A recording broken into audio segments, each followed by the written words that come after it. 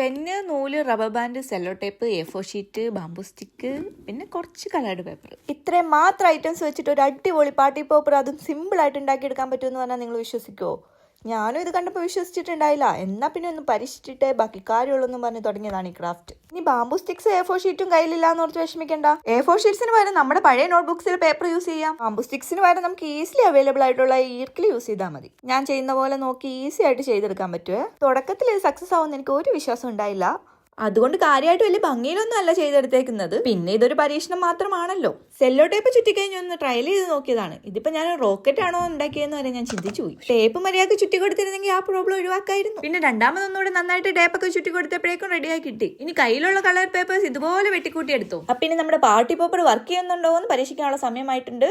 എന്താണേലും ഞാൻ പ്രതീക്ഷിച്ച പോലെ ഫ്ലോപ്പ് ആയിട്ടില്ല, സക്സസ് ആയിട്ട് തന്നെയാണ് കിട്ടിയേക്കുന്നത്. ഇത്ര അടിപൊളിയായിട്ട് പാർട്ടി പേപ്പർ നമുക്ക് തന്നെ ചെയ്യാൻ പറ്റും. ഇനി വേറെ വാങ്ങേണ്ട ആവശ്യമുണ്ടോ?